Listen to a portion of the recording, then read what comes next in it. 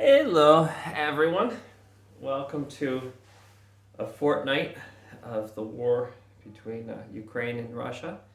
This is Sunny, right? So Sunny says hello too. Say hi, Sunny. She's my little refugee cat, all the way from Kiev. I know, baby. We just got her passport so she can travel to other countries and stuff. And we just got our tickets. So first of all, your money, you guys keep on sending money, which is terrific. Once again, thank you very much.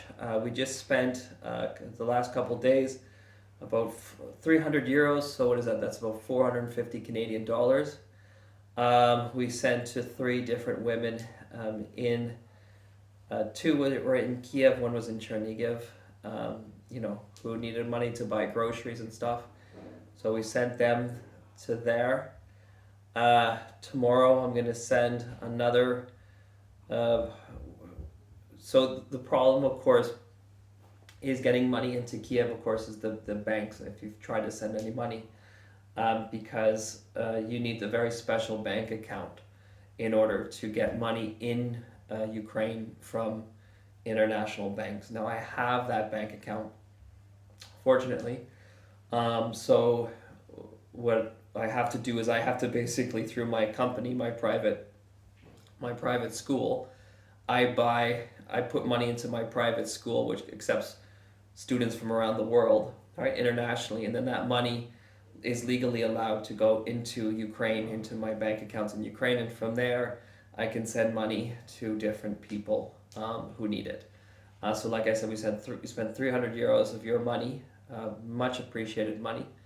Like I said, I don't know how many of you want me to thank you personally. I think a lot of you want it to be confidential, but if you don't mind, I would love to thank you by name. But like I said, from what I understand, a lot of you just don't want their names, don't want to be acknowledged, which makes it incredible stories. Tomorrow, like I said, what we're going to be doing is I'm going to be sending some more money to someone in. I'm going to be sending more money to someone in Kiev who had just sent on Instagram a link requesting money for groceries. They're buying like massive 20-kilogram, things of rice and stuff like this, and they're making these huge, like not small things like we've been doing for individual women. This person is, kind of doing almost like an industrial cooking thing and then giving food to many people. So we're basically going to give them money for the groceries and stuff like this, or for their next supply run tomorrow, hopefully. And with the link, I'll send you the Instagram so you can actually see where I'm getting the request from. I believe they also have their bank details there, but like once again, it's a Ukrainian bank, which means it's very hard. Like I'm one of the only foreigners who has the legal ability to send money from banks outside of Ukraine into Ukraine to help people like that. So that's what we'll do tomorrow, and I'll do another video on it. Now going on to my family and what we're doing. Like I said, we just got Sunny her little passport yesterday, and we just bought some train tickets for next week from Warsaw to Vienna. And now I'm sure you understand why Vienna. Because we have a place in Italy, a destination in Italy where Maria has some friends, and they have a place that hopefully we can stay at for a while, south of Venice. Tough life, right? South of Venice, on the beach on the Adriatic, Italian tourist city. It's where we're hopefully going to be for a while, starting next week, but we have to slowly progress down because, of course, as refugees, so let me explain, because I think this is what you guys are interested in. So right now in Warsaw, right now in Poland, there are over 1.2 million Ukrainians refugees. Just the refugees is 1.2 million. Now 1.2 million have come in the last 2 weeks, if you think about it. So imagine like just how much pressure it's put on the infrastructure in Poland and Warsaw, for example. So one of the examples is I remember about 4 days ago we were trying to exchange the Polish currency, the zloty, for the euro because Poland does not have the euro here. And we went to a number of different banks and they had no physical euro. They had no physical euro in their banks. And these were the national banks of Poland because so many people had taken it out. And that's just the euro. Like I said, we just got our train tickets to Vienna.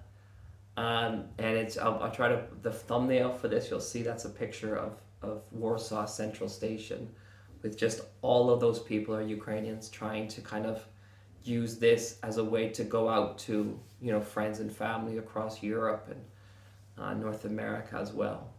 So this is, of course, once again, the Polish, incredible stories. Like I said, with Sunny, we got the passport, we got her rabies vaccine. The doctor gave her all of her heart medicine for free, right? And when I said, I've got some money, it doesn't have to be free. He says, no, I can't accept your money. My wife is Ukrainian. This is the Polish vet. He goes, my wife is Ukrainian. I can't accept your money. This costs you nothing. Just incredible. So that's the beauty of the people in Poland. Now, of course, I'd also like to talk about what we're doing, right? So how we're kind of, first step is to Vienna. Vienna is kind of out of the immigration route, right? So if you see from Ukraine, the Ukrainians are going into Poland. From Poland, a lot of them were moving into Germany because the Germans have very good system for refugees, probably one of the best in the world.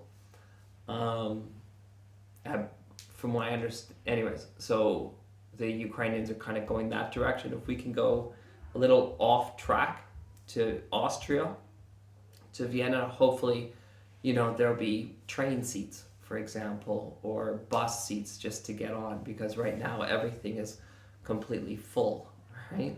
So that's kind of what we're planning. And if you are Ukrainian watching this, I would give you the same recommendations, is maybe try to get off the Ukrainian road through Ukraine and through Europe and try to, in order to make it an easier travel, because it's not easy right now, right? 1.2 million people just in Poland are moving through quickly. That was happening in Ukraine, of course. And so, I still can't believe that no other cities have been taken in Ukraine. It's an incredible story. So, I mean, just the fighting in Ukraine it's amazing. The Ukrainians are fighting. There is now, the last numbers I saw, 40,000 foreign soldiers, at least 500 Canadian soldiers. Now, these are not Ukrainian Canadians, these are Canadian Canadians. There's enough Canadian soldiers in Ukraine, they have their own military base in Kiev, to give you an idea of how many, just the Canadians, are there. And more coming every day. These, you see so many. It's going to be very interesting. I still can't, none of us can quite figure out what the Russian endgame can be, because he couldn't win, but the question becomes, how is he going to win? If you've been reading the news, because it is true, there are a large number of war crimes occurring in Ukraine as we speak. I know this from the news, I know this from people, and I know this from personal. I'll explain this different ways. In Mariupol, they did drop a bomb on a children's hospital in the city during the ceasefire when the civilians were trying to leave the city. So they have these ceasefires where the Ukrainian civilians are allowed to leave and the Russians promise not to shoot anything. They have broken in Mariupol at least twice, if not 3 times. So every time in Mariupol, for example, they make an agreement that for the next 8 hours there'll be no bombing. Within 20 minutes, the Russians start bombing as soon as the civilians start leaving. Right? And the last time they did it, during the ceasefire, they hit a children's hospital. They killed a little girl, 2 other older people, and then injured 17 more. Right? That's in Mariupol. I know someone in Kiev who just yesterday, her um, her husband was in a suburb of Kiev called Irpin, if you see the stories. And they also had an agreement that the civilians in this little suburb city of Irpin could cross into Kiev and they would be unharmed.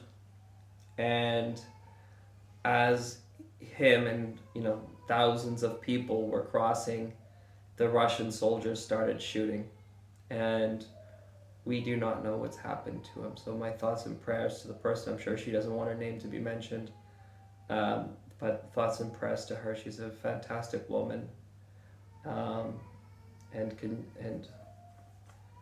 just the sheer barbarity of it. Like, okay, if you want to attack, fair enough, but it takes a special kind of monster to go after people during a ceasefire. It takes an even bigger monster to pretend that doesn't happen. Like, at least the Americans half the time would admit when they did war crimes, right?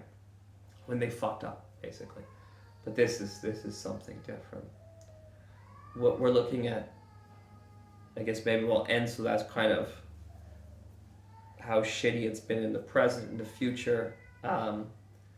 I think a lot of people, including me now, we're starting to get concerned about the use of chemical weapons by the Russians.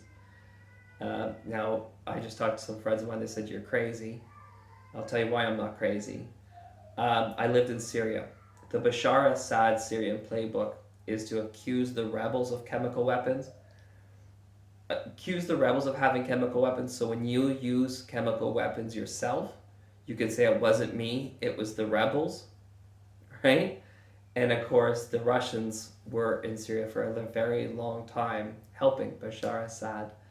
If you see in the news right now, of course, Putin is talking about how the Americans and the Ukrainians have a chemical weapons lab in Ukraine.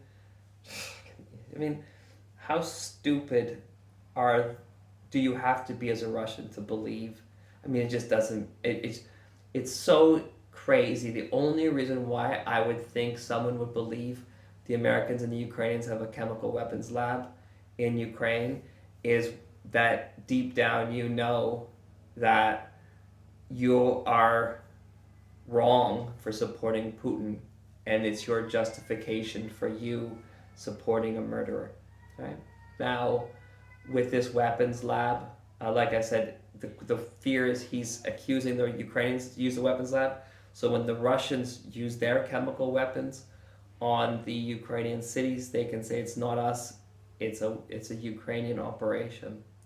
Now you say, well, why would they want to use the chemical weapons? Well, the reason why is because, of course, they're not allowed to completely destroy a city with the bombs, right? Like, they want Kiev as a gem, right? They don't want to level Kiev. I don't think the Americans or the Europeans would even allow it, or even the Chinese would allow it. So how do you take a city where so many people are fighting and you are not winning? How do you take that city without just dropping 1,000 bombs on it? You know how you do that? You drop chemical weapons and just kill them in the streets. Right? So I'm not saying that's happening. That is something that I'm really concerned about. And most people who are paying attention, including the CIA and the President of America and the British Prime Minister, this is what they're talking about today. And with that very positive note to end the video, once again, thank you for all of your help. The next video, like I said, I'll explain a little bit more about some money that I'm sending and give you some more links and stuff like this. But you guys are great. Your money does matter. You are feeding people who are starving in Ukraine right now. Okay? And that's it. Thanks very much. I'll see you next one. Bye.